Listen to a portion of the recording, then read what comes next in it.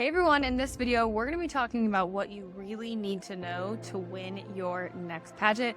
I'm Coach Megan with Powerhouse Pageantry. This is the Powerhouse Podcast, the #1 pageant podcast on the internet. And here we teach you how to win your pageant and win in your mind as the most authentic, congruent, and wonderful version of who God created you to be. Now let's get right into today's episode with number 1.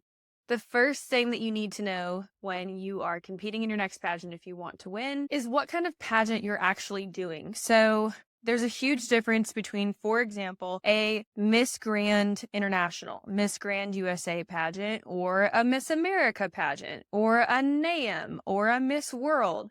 You'll see if you look on Instagram and social media, and let's say that you look up a walking coach. One of the most frequent things that I'll see are really amazing videos of them showing you 5 or 10 versions of the exact same kind of transition or spin, and there'll be varying degrees of levels of extraness.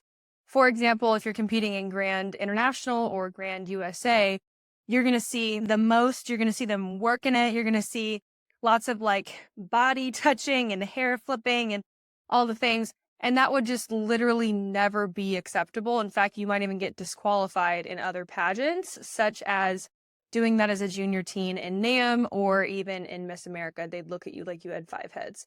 So make sure that you research the pageant that you're doing and that you really understand kind of the rules of the game. Like I always say, don't bring a volleyball to a soccer game. They're both sports, but they're totally different. Okay. Number 2.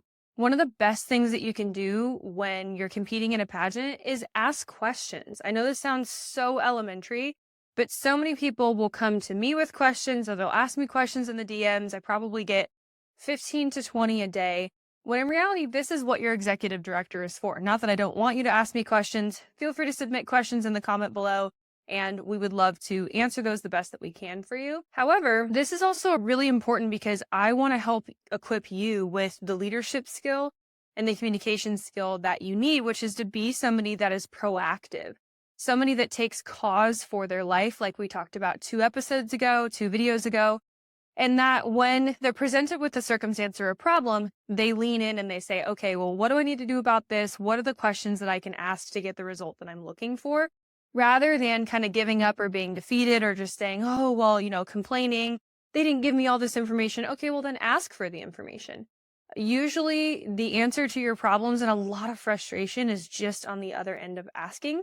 And it truly is true that you have not because you ask not a lot of times. Number 3, it is super important that you go into your pageant with an extremely clarified why. Okay, so I always say that you need 3 things. And if you go to our brand new free course, which you can go to at powerhousepageantry.com/free course, or click the link below, we talk about the 3 things that you need. You need to understand the who, the what, and the why. This is one of our frameworks. And a lot of times people will kind of know the what, like they'll know their platform, they'll know some things that they're passionate about, maybe they'll know their accolades or how to communicate, at least briefly, here's my education, here's kind of what I'm good at, here's what I bring to the table. But a lot of times the struggle comes when they haven't even asked themselves the question, who are you doing this for? And why are you doing this? What's your intention? And then being able to put that together in an elevator pitch, kind of having your 30-second speech together, if you will, that really creates your brand and helps the judges understand, like, does she make sense? And if you haven't thought through these things, it's going to be very, very hard for a judge to feel 100% gung-ho on picking you, because there will be a sense of imposter syndrome and typically a genuine incongruency on the inside of you that just isn't as ready as a person who has thought through these things. Number 4, know where the bar is. This is so important, okay? If you are not watching the pageant from last year, going to the pageant from last year, you were just setting yourself up for failure, okay? Again, the Grand USA example. If you thought that it was MAO and you walk into this international pageant where everybody is, their arms are flying around and it is just way sassier and all these things, you're going to immediately feel like a fish out of water and like you don't belong, when you actually probably had a really great chance at the pageant if you just knew what the heck the game was that you were playing. So make sure that you watch game tape, make sure that you watch other people that have been successful in this specific pageant that you're doing, and do not treat your pageant like a one-size-fits-all approach, because they are not the same. Now, before we get to number 5, like I said, I'm actually reading off of a Google Doc right now of a part of a 50-minute video that I made that is inside of our free pageant course. If you guys click the link below, go through that. There's over 7 or 10 videos that you guys can enjoy. I want to pour into you guys. And so many of you guys are such faithful podcast listeners, which I so appreciate, or YouTube watchers. So please make sure that you subscribe to our channel and subscribe to us on Spotify and Apple Podcasts as well. And then please go and enjoy yourself on that free course, because we love to give away free information before, you might have the chance to work with us. We want to pour into you a ton before we do that. So now getting into number 5, last but not least for today. A huge thing is, once you know these basics that we've talked about, I want you to go in and act as if. So there is a psychological principle called acting as if. And friends that go with that are also curiosity and experimentation.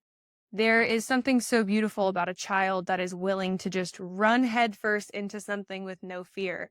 And unfortunately, a lot of that gets lost as we are growing and developing, because we take on this care of caring what so many people think about us.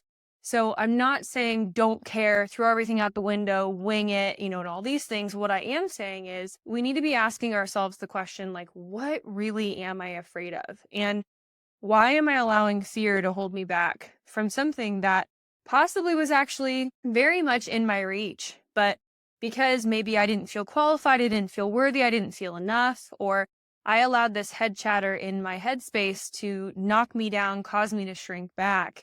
I stepped out of this place of acting as if, what do the winner talk like, act like, think like?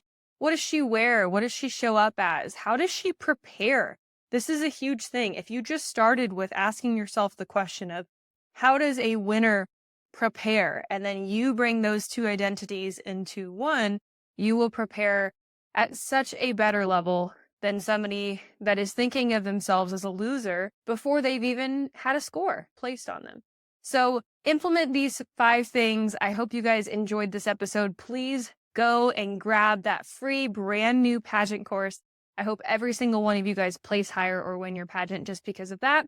And then when you're ready to apply for our amazing program, the Pageant Academy, I can't wait to see you on a call very soon.